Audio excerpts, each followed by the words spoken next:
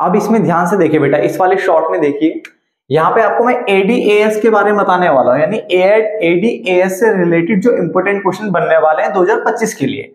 ये चैप्टर बेटा, इसमें 3 चैप्टर इंक्लूड है, याद रखना, चैप्टर नंबर 7, 8 और 9। तो 3 चैप्टर में टोटल मिला करके जो क्वेश्चन बन रहे हैं वो बन रहे हैं 6 क्वेश्चन।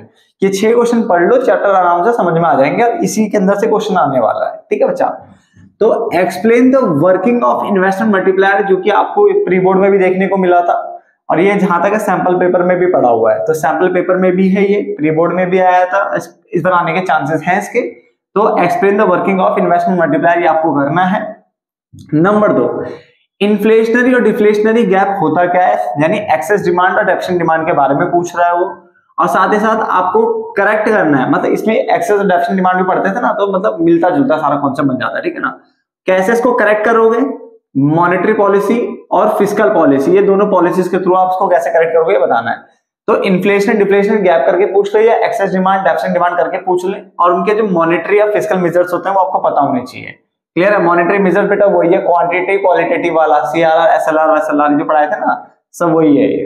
ठीक है, उसके अलावा show the derivation of saving curve from consumption curve, यानी सेविंग कर्व को आप कैसे कंजम्पशन कर्व से बना सकते हो, निकाल सकते हो, वो दिखाना होगा। या फिर कंजम्पशन कर्व को कैसे सेविंग कर्व से बना सकते हो, तो आपको उसको प्रॉपर ग्राफ बना करके दिखाना पड़ता है, मतलब कर्व बना के दिखाना होता है। फिर डिफरेंस आपको पढ़ना है इंड्यूस्ड और ऑटोनोमस इन्वेस्टमेंट, जो कि यही इंपॉर्टेंट बनता है। बाकी ये ऊपर से देख सकते हो हल्का हल्का, एक्सेंटे इन्वेस्टमेंट और एक्सेंटे सेविंग के बारे में ऊपर ऊपर से पढ़ सकते हो। क्लियर है? बाकी एक ही डिफरेंस इंपॉर्टेंट बनता है, ये ऊपर ऊपर से है।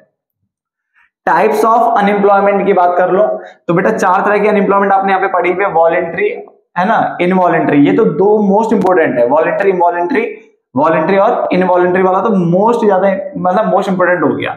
उसके अलावा स्ट्रक्चरल और फ्रिक्शनल आपने पढ़ी, तो बेटा उनको भी आपको देखना है, इसलिए मैंने लिखा टाइप्स ऑफ अनएम्प्लॉयमेंट आपको पढ़ना है इस बार, बहुत टाइम से आया नहीं है तो आने के चांसेस बने रहते हैं इसके।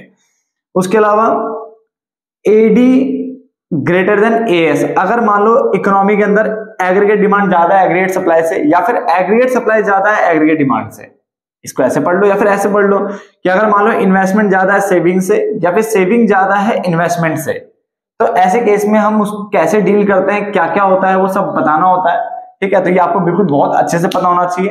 ठीक है, ये क्वेश्चन आपने करे हुए भी है और आपने नोट्स में लिखे भी होंगे कहीं ना कहीं।